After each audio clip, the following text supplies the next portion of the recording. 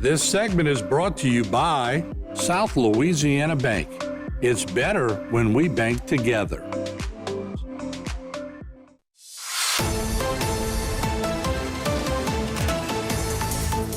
Hello again, everyone, and welcome to Bayou Time. I'm Martin False. As you know, last week we had Rad Trasher, the Executive Director and CEO at CCA Louisiana.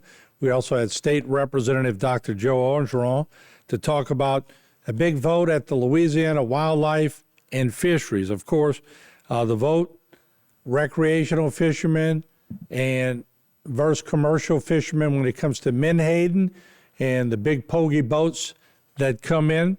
There are zones. There are limits on the zones. However, one side wanted those limits changed. The other one wanted to come in a little closer, that being the Menhaden fishermen. This is a big debate that goes on.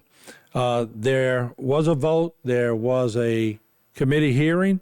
Let's roll some of that in. We had guests scheduled today, but I'll say it again. When we come out of this, I'll invite them back again. I want both sides on here. This is a big issue.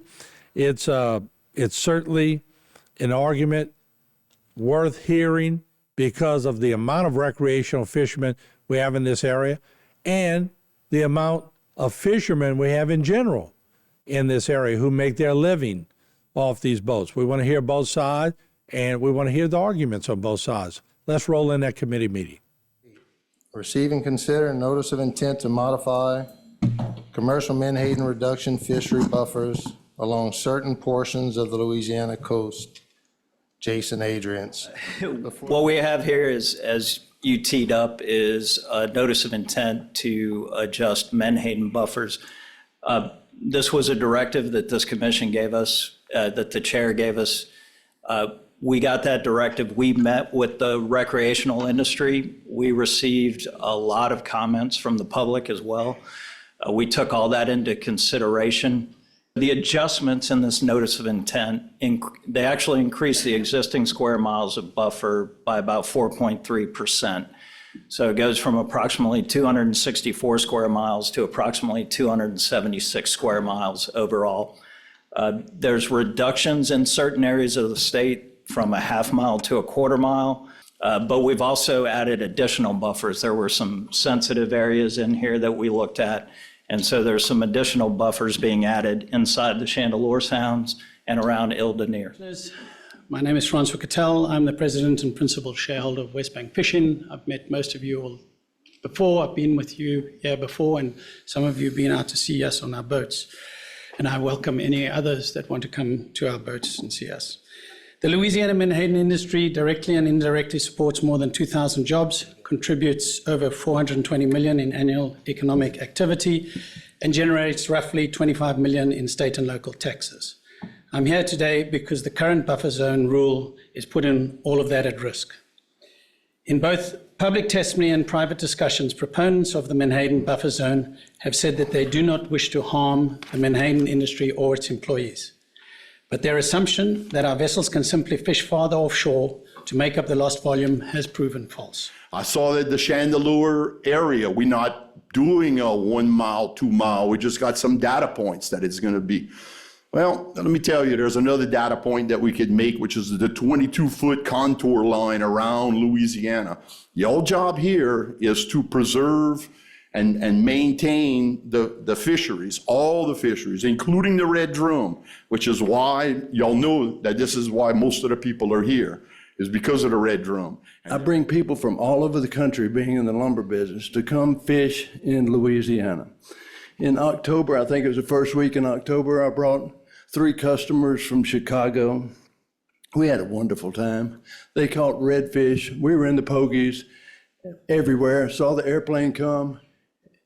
Less than 20 minutes later, we have 6 pogie boats surrounding our fishing. The wind came up, we moved. It was a great day fishing, but the pogie boats ran us out. They wait a whole year for a fishing season, making 40 hours, scraping through the winter. Here comes the spring, it's time to go fish. They get overtime. No matter how it go, if you catch by 15 to 20%, their salaries are dropped by 15-20%. This was the proposal, this is the NOI as written, and this is the motion that's on the table. Mr. Chairman, if you're ready, we can tee up Ms. Susan for a roll call vote. Perfect. Yes, Ms. Susan, please. Andrew Blanchard, I accept the NOI as presented. yes. Andy Brister? No. Jimmy Martin? Yes. Gene Reynolds? No. Jonathan Walker? No. No. Nathan Wall? Yes. We have a tie vote, 3-3. Okay, so I vote to break the tie. I vote yes. And we look forward to hearing from both sides. We will schedule you. We're not going to chase you. Call us at 985-991-3456. Schedule some time on our set. We'll be glad to put your side on there and debate. Debate what you think is right for your industry. And certainly the recreational fishermen have taken us up on the offer. They've appeared once. They want to appear again. But we always fair in this set. Come on, state your case, put it out to the public, and let the public decide. And let's make sure these boards are voting with the right thing in mind, and that they have the right people that are, not focused on either side or have a conflict of interest. We always want to make sure that happens on these committees. So there you have it. We'll take a break, and we look forward to hearing from both sides. We'll be back. This segment was brought to you by South Louisiana Bank. It's better when we bank together.